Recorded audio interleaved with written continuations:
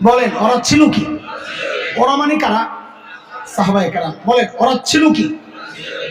অবাক হওয়ার একটা ভাব নিয়ে বলেন হইল কি? আবার ওরা ছিল কি? হইল কি? মাঝখানে ঢুকলো কি? আচ্ছা বুঝেন তো বলতে মজা লাগবে। ওরা ছিল কি? ছিল মানব ইতিহাসের সবচেয়ে জঘন্য আর খারাপ মানুষ। হইল কি? হইল মানব ইতিহাসের সবচেয়ে ভালো মানুষ। আশ্চর্য, সবচেয়ে খারাপ মানুষ আবার সবচেয়ে ভালো মানুষ কেমনে হয়? মাঝখানে কি ঢুকলো আবার? কিসের ছোঁয়া এই পরিবর্তন? বলে মাঝখানে ঢুকছে হচ্ছে কোরআন আল কারীম। কি ঢুকছে? এইবার বলেন তো মজা লাগবে। বলেন ওরা ছিল কি? হইল কি? মাঝখানে ঢুকলো কি? মনে আসছে? বুঝে আসছে? এক প্যাকেট করে গিট্টু লাগায় পকেটে ঢুকান, আবার বের করবো ইনশাল্লাহ। চলে আরেক প্যাকেট বানাই আমাদেরকে নিয়ে। আচ্ছা বলেন সাহাবায়ে কেরাম যে বর্বরতার সাথে যুক্ত ছিলেন, মানে বর্বররা সাহাবী, এই সমাজ এমন কোন অপরাধ নাই যা করে না, বরং আরো বেশি মাত্রায় করে। বর্বর আরবরা প্রতি বছর 1,80,000 কোটি টাকা বিদেশে পাচার করছে, কোন ইতিহাসে পাইছেন? এই যুগের বর্বররা তাও করে। বর্বর আরবরা 1-2 মাসের মধ্যে হাজার হাজার এই ছোট্ট ছোট্ট বাচ্চাদেরকে গুলি করে হত্যা করেছে, এমন কোন ইতিহাস পড়েছে? এই যুগের বর্বররা তাও করে।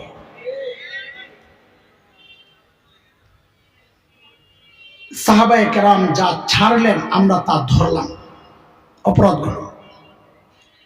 সাহাবায়ে কেরাম বর্বররা যে কোরআন ধরে সর্বশ্রেষ্ঠ মানুষ হয়ে গেলেন, আমরা সেই কোরআনকে ছাড়লাম, কোরআনী শিক্ষা ছাড়লাম।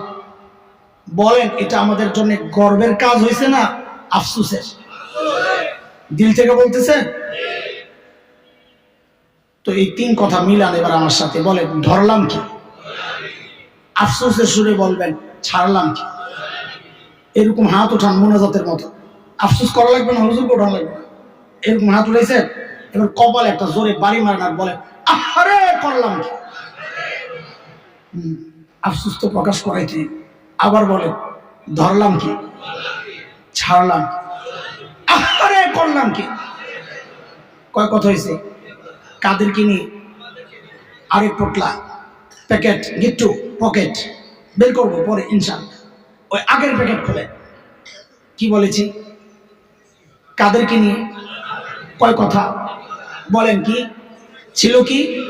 হইল কি? মাঝখানে ছিল কি? ইতিমধ্যে বলা হয়েছে। 1 পয়সার জন্য যারা মানুষ খুন করত, যারা নিজের সন্তানকে সামাজিক কারণে প্রেস্টিজ, নিজের জীবন্ত সন্তানকে জীবন্ত দাফন করত, পূজা মিস না হয় সাথে করে মূর্তি নিয়ে যেত, সেই মানুষগুলো নববী আদর্শে, নববী শিক্ষায়, নববী দীক্ষায়, দ্বীনি শিক্ষা এবং নবীর সোহবত পেয়ে, কোরআনী শিক্ষা, এই শিক্ষা পেয়ে সেই মানুষগুলো কি হইল? এবার হইল কি একটা দেখেন, ছোট্ট করে একটা ছোট্ট একদম ছোট্ট সাহাবীর একটা ছোট্ট গল্প শোনাই। প্রত্যেক সাহাবী এরকম বলার মতো।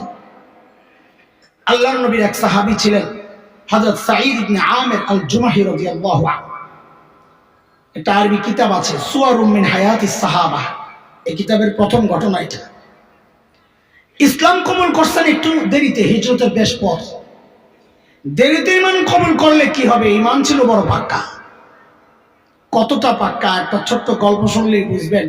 হযরত ওমর যখন খলিফা, ওমর নরম না গরম? কেমন গরম? নবী আলাইহিস সালাম বলেছেন ওমর আপনি যে রাস্তা দিয়ে চলেন শয়তান ভয়ে আর ওই রাস্তায় থাকে না, ওই রাস্তায় শয়তান চলে না। আরবের এক বিখ্যাত সাহিত্যিক বড় আজীবের চুটকি লাগছে, আপনারা ফাঁকে শোনায় ফেলে। মসজিদে নববীতে একটা গেট আছে বাবে ওমর, খুব সম্ভব 20-21 নম্বর গেটটা হবে ওমর গেট। হয়তো হযরত ওমর দিকে আসা যাওয়া করতেন, স্মৃতি হিসাবে বাবে ওমর। শিয়ারা ওমরের প্রতি বিদ্বেষ আর ঘৃণা লালন করার কারণে ওই গেট দিয়ে আসা যাওয়া করেন। ওমর যদি দিয়ে চলছে আমরা চলবো না। তো আরবের এক বিখ্যাত সাহিত্যিক বড় আজীব চুটকি লেখছেন কি, ওমর আল্লাহ আপনার উপর রহম করে, আপনি যখন জীবিত ছিলেন আপনি যে রাস্তা দিয়ে চলতেন শয়তান ডরে ওই রাস্তা দিয়ে চলতো না, আর আপনি এখন মারা গেছেন এখনো শয়তানের দোসররা ওদিক দিয়ে চলে না। হযরত ওমর যখন খলিফা, হযরত সাঈদ আয়েশা বলতেছে, আমার আল্লাহ দায়িত্ব দিয়েছেন ঠিকঠাক মতো আদায় করেন, নাইলে কিন্তু খবর আছে। বাপরে বাপ, বেটা কলিজায় সাহস কত! এত সাহস কই পেয়েছেন? মানুষ নিজে যত সৎ হয় তার সাহস তত উঁচা হয়। নিজের মধ্যে 2 নম্বরই থাকলে কথা বলবে মিন মিন মিন মিন করে, আর তেলের ডিব্বা খালি করবে। তেলের ডিব্বা খালি করে কি করে? মানে প্রধানমন্ত্রী, আপনি কাজের এত এনার্জি কোথায় পান? সারা দুনিয়ার জন্য আপনি উন্নয়নের রোল মডেল। নিজের মধ্যে সব খারাপ, এরা আরো নষ্ট করছে। এরা যদি ভুলগুলো ধরাইয়া দিত এই পর্যায়ে যায় না। খালি তেল মারছে, উনিও মনে করছেন যা বলতেছে মনে সত্যি বলতেছে। ওগুলা কেন বলছে? এগুলো সব দুষ্ট চরিত্রের লোক ছিল। মনে করছে এই জায়গাটা ঠিক রাখতে পারলে আমাদের দুষ্টামি অব্যাহত থাকবে, নাহলে আমরাও তো শেষ। হযরত ওমর বুঝছেন, আরে এই লোক তো বড় সৎ, আমারই হুমকি দেয়।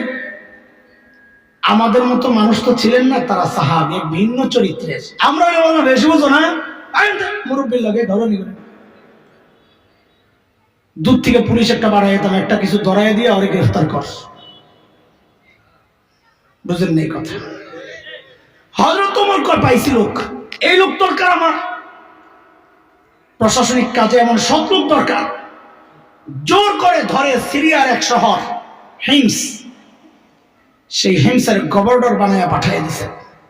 দ্বিতীয় শহর যেটা দখল করছিল আজকের এস, সেই শহর হলো হিমস। ওরা কয় হুমস আর কি, হিমস। সামনের কথা বোঝার জন্য 2টা কথা একটু মাথায় ঢুকায় নেন। সেটা হচ্ছে, যেই অঞ্চলের মানুষ যত ধনী হয়, ওই এলাকার জনপ্রতিনিধি যারা, তারাও ওই রকম ধনী হয়। এলাকার প্রভাব। আজকের দুনিয়ায় Bangkok, Singapore, Thailand, Dubai, Abu Dhabi, Karachi, Bombay, আমাদের চিটাগাং, এগুলো যেমন বাণিজ্যিক শহর, ওই সময়ে গোটা দুনিয়ার বাণিজ্যিক শহর ছিল সিরিয়া। কোনটা? এবার বুঝে শুনে বলেন তো, সেই সিরিয়ার শহর হিমসের গভর্নর ধনী হওয়ার কথা না গরিব হওয়ার কথা?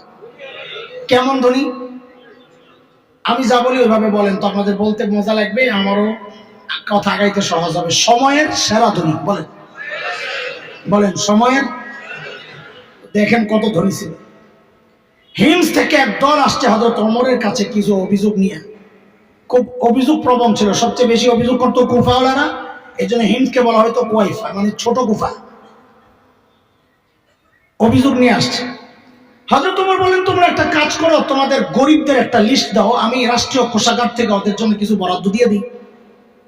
ওরা সুযোগ পেয়ে লিস্ট একটা করছে লম্বা, নিয়ে হযরত ওমরের হাতে দিয়েছেন ফুকারা ও হিমস, হিমসের গরিবদের লিস্ট। আল্লাহ আল্লাহ আল্লাহ, হযরত ওমর লিস্টটা হাতে নিয়ে অবাক হয়ে তাকায় আছেন, এটা কি? কেন? কারণ তিনি দেখেন যে ওই লিস্টের শুরুর দিকেই হিমসের গভর্নর সাঈদ ইবনে আমির আল জুমাহির নাম। সাইয়েদনা ওমর জানতে চাইলেন, আমিরুকুম ফাকিহুকুম, কি ব্যাপার, তোমাদের গভর্নর বুঝি গরিব মানুষ? হিমসের লোকেরা বলেন, বালা আমিরুনা আফকারুনা, শুধু গরিব না, হিমসের মধ্যে সবচাইতে গরিব। হযরত ওমর এত খুশি হয়েছে, সাথে সাথে 1000 স্বর্ণ মুদ্রা, স্বর্ণের পয়সা। কত? 3.5টা কি 4টা 1 ভরি হয় এখন যে হিসাব। 1 স্বর্ণ মুদ্রা আমাদের হানাফিদের কাছে 3 পয়েন্ট কত 1 না 2 গ্রাম, তো 4টা হবে না, 4টার কম। 1000 স্বর্ণ মুদ্রার পয়সা দাম আসে কত? 1000-এর 3 ভাগ করে ধরেন 300 ভরি, বা ধরলাম 250 ভরি, 1 লাখ করে হইলেও তো 2.5 কোটি টাকা। এই বিশাল অঙ্কের হাদিয়া পাঠিয়েছেন হিমসে সাঈদের জন্য, যাও ওর দিয়ে আসো। দুধ যখন নিয়ে এই প্যাকেট পেশ করে, আল্লাহ আল্লাহ আল্লাহ, আহারে ছিল কি হইল কি, যে মানুষ 1 পয়সার জন্য মানুষ খুন করত, আজকে ওই 1000 স্বর্ণ মুদ্রা যখন বুঝেছেন এটা তার জন্য হাদিয়া, সাথে সাথে ছুড়ে মেরে চিৎকার দিয়ে বলে উঠলেন, ইন্না লিল্লাহি ওয়া ইন্না ইলাইহি রাজিউন। কি পড়ছেন?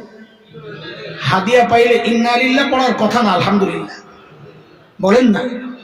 আপনারা কি পড়তেন জানি না, আমার ইমানের যে হালত, এমন একটা প্যাকেট যদি পাইয়া যাইতাম রে ভাই, নিয়ে ভিতরে লাভ দিয়ে ঢুইকে যে কয় লাভ দিতাম, আর আলহামদুলিল্লাহ কত হাজার পড়তাম আল্লাহ জানে। বিশ্বাস না হলে দিয়ে দেন। আল্লাহর নবীর সাহাবী কি বলছেন বলেন বলেন? এমন ভাবে ইন্নালিল্লাহ পড়ছেন, বিবি তো ভেতর থেকে ভয় পেয়ে গেছে, আরে মদিনা থেকে দূত আসছে, না জানি কোন দুঃসংবাদ নিয়ে জানলাই। সাথে সাথে জানতে চাইলেন আকুতিরা ওমর ইবনুল খাত্তাব, কি ব্যাপার এইভাবে ইন্নালিল্লাহ আপনি কেন পড়লেন? হযরত ওমর বুঝি শহীদ হয়ে গেছে? হযরত সাঈদ জবাব দেন, না না, ঘটনা তা না, বরং তার চেয়েও মারাত্মক, তার চেয়েও। বউ তো ভয় পেয়ে গেছে, আবার জিজ্ঞেস করলেন আকুতিলাল মুসলিমুনা ফি মারিকাত, তাইলে কি কোন যুদ্ধে মুসলমান ব্যাপকভাবে শহীদ হয়ে গেল কিনা? হযরত সাঈদ জবাব দেন, না না, ঘটনা তাও না, তার চেয়েও মারাত্মক। বউ বলে, বুঝছি বুঝছি, আমার জামাইয়ের কল্লাটা নীতি পাঠাইছে। আরে বলেন না কেন এইভাবে ইন্নালিল্লাহ বললেন? আল্লাহ আল্লাহ। হযরত সাঈদের জবাবটা কিয়ামত পর্যন্ত যারা জাহেদ হতে চায়, দুনিয়া বিমুখ হতে চায়, এই একটা বাক্যই তার অনুসরণের জন্য যথেষ্ট। কি বললেন তিনি? কেন ইন্নালিল্লাহ বললেন? তো বলেন যে উদখিলাত আলাইয়া দুনিয়া লিতুফসিদা আখিরাতি, আরে আমার ঘরে দুনিয়া ঢুকায় দেওয়া হয়েছে আমার আখিরাতকে বরবাদ করার জন্য। সাথে সাথে বিবিকে বললেন, আমি চাই মদিনার দূত আমার ঘরে থাকতে থাকতে এই 1000 স্বর্ণ মুদ্রা তুমি হিমসের গরিবদের মধ্যে বিলায়া দিবা। হায় হায়, কি বুঝলেন ভাই? শাসক যদি ইমানদার হয়, নেককার হয়, তো নিজের বরাদ্দের টাকাটাও জনগণকে দিয়ে দেয়। আর শাসকের মধ্যে যদি দিন না থাকে, তো জনগণের বরাদ্দের টাকা মাইরা বিদেশ যায় বেগম পাড়া বানায়। দুধ তো কারবার। আচ্ছা, বিবির যখন বলছে, বিবি কি করছে? বিবি তো আর আমাদের বউ না। আচ্ছা, আপনাদের বউ সব ভালো, আমারটা সামনে নেই, আমারটার উপরে দিয়া যাক। আমারটা যদি বলতাম সব দিয়া তো একটা ভেসকি যে খাইলাম, সব দিয়ে দিই। বেশি পিড়াপিড়ি করলে বলতো 2 ভাগ করে, অর্ধেক আমার অর্ধেক আপনার, আমারটা থাক আপনারটা দিয়ে দেন, অনেক সওয়াব হবে। কিন্তু বউ তো আর হাসান জামিলের বউ না রে, বউ তো সাহাবীর বউ। আল খাবিসাতু লিল খাবিসিনা ওয়াল খাবিসুনা লিল খাবিসাত ওয়াত তাইয়িবাতু লিত তাইয়িবিনা ওয়াত তাইয়িবুনা লিত তাইয়িবাত উলাইকা মুবাররাউনা মিম্মা ইয়াকুলুন لهم مغفرة ورزق كريم। ওই আয়াতের সংক্ষেপ তরজমা করি, সময় কম, জাসকার লগে তাসকা বল। কেন এইভাবে তরজমা করলাম জানো? তোমরা পোলাপান অনেকে আমাদের কাছে দোয়ার জন্য আসো, হুজুর বউ তালাশ করি পাই না, দোয়া করেন। আমি বলি কেমনে পাবি? তুই নিজে 2 নম্বর আর বউ তালাশ করে রাবেয়া বসিয়া, এটা কি সম্ভব? আল্লাহ কে জালেম রে বেটা, তোর মতো 2 নম্বরের কাছে ওই নেককার মেয়েটারে পাঠায় ওরে ঠকাইবে? ভালো মেয়ে চাইলে তুই ভালো হয়ে যায়, জালেম আবার হাসে, শরম নাই। নেককার বিবি চাইলে নিজে নেককার হয়ে যাও। তুমি যদি চাও আমার স্ত্রী এমন হবে, কারোর সাথে গোপনের সম্পর্ক ছিল না, তো তুমিও গোপনের সম্পর্ক বাদ দাও। তুমি যদি চাও তোমার স্ত্রী গোপনে কারোর সাথে চ্যাট করে না, এমন স্ত্রী চাই, তুমিও গোপনে চ্যাট করা বন্ধ করে দাও। বউকে যখন বলছে সব দিয়া দাও, বউ সাথে সাথে নিয়ে সব দিয়া দিছে। দুধ কারবার দেখে বলে, হাই কই আসলাম, এরা মানুষ না ফেরেশতা। দ্রুত গেছেন মদিনায়। হযরত ওমরের কাছে বলার পর আবারও পাঠাইছিলেন, ওই জায়গার অংশটুকু আমি বাদ দিলাম, বলে কই বাদ দিলাম, কারণ লম্বা হয়ে যাচ্ছে। দ্বিতীয়বারও এরকম দান করার পর হযরত ওমর এত খুশি হয়েছে, হাই হযরত ওমর সাথে সাথে বললেন, এই কাফেলা রেডি কর, আমার সাইদকে দেখতে যাব। এটা খুব সহজ কথা না ওই জমানার জন্য। সাইয়েদনা ওমরের কাফেলা যখন হিমসে ঢুকে, গোটা হিমস যেন ভেঙে পড়ে, চারদিক থেকে হাজারো মানুষ ছুটে ছুটে আসছে। কেন? আহারে মদিনা থেকে আমাদের আমিরুল মুমিনিন আসছেন, আল্লাহর নবীর শ্রেষ্ঠ সাহাবী ওমর ইবনুল খাত্তাব আসতেছেন এক নজর দেখার জন্য। সামনে হাজারো মানুষ বসা, হযরত ওমর বসা, পাশে সাঈদ, হযরত ওমর চিন্তা করলেন, সাইদকে আমি তো ভালো জানি, কিন্তু জনগণ কি বলে, এই সুযোগে একটু পরীক্ষা করে নেওয়া যাক। কারণ অনেক সময় দেখা যায় নেতার কাছে নেতা ভালো, কিন্তু জনগণ দেখতে পারে না। হয় হয়। হযরত ওমর বললেন, এই হিমসের মানুষ, আপনাদের গভর্নরের বিরুদ্ধে কারো কোনো অভিযোগ থাকলে দাঁড়ায়া যান। বাপরে বাপ, এই জমানায় আয়েশা যদি নেতা বলতো আপনাকে নেতার বিরুদ্ধে কারো কোনো অভিযোগ থাকলে দাঁড়ান, পাবলিক মাথা নিচের দিকে দিয়ে বলতো অভিযোগ তো আছে কিন্তু দাঁড়াবো না, এখন দাঁড়াইলে সকালে শুয়ে পড়া লাগবে। ঠিক তাই আবার ঠিক, একবার ভোট করিয়ে দেয়, হুজুরা দাঁড়াইলে ভোট পায় না, আর ঠিক ঠিক করে, এটাও ঠিক। এটাই আসল ঠিক, এত যা করছে সব নকল ঠিক। যেই বলছেন দাঁড়াও, কোন থেকে বুড়া দাঁড়ায় গেছে, আছে আছে অভিযোগ আছে। হায় আল্লাহ, মানুষের অনুকরণ প্রিয়, দেখা দেখি কাজ করে। রাস্তার মাঝখানে দাঁড়ায় ঘাটটা ব্যথা করতেছে, উপরে দিয়ে একটু তাকায় থাকেন কিছুক্ষণ, দেখবেন যারা পাশে দিয়ে যায় অধিকাংশ দাঁড়ায় দেখবেন কি দেখতেছে। একজন যেমন দাঁড়াইছেন, সাথে আরো তিনজন। অমর তো বলে, হায় খোদা, কারে দেখতে আসলাম, কি শোনাইতেছি, হইল কি হইল কি, মনে আছে কি? বলেন আপনার কি সমস্যা?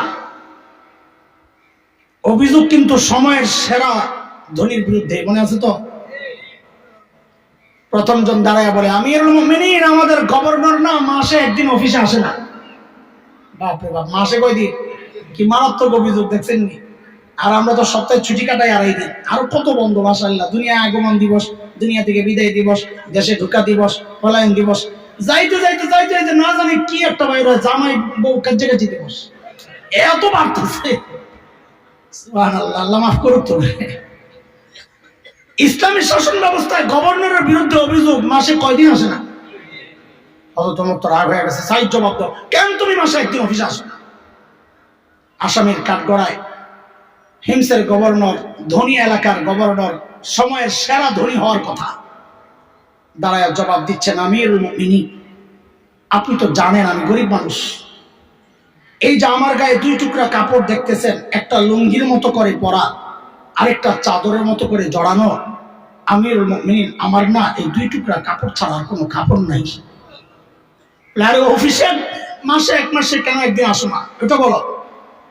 এক মাস এই কাপড় পরতে পরতে দুর্গন্ধ হয়ে যায়, নিজেরও কষ্ট হয়, যারা আসে ওদেরও কষ্ট হয়, তাই মাসে একবার উপরেরটা ধুয়ে দেই, শুকাইলে নিচে পরি, নিচেরটা ধুকাইলে নিচেরটা ধুয়ে দেই, শুকাই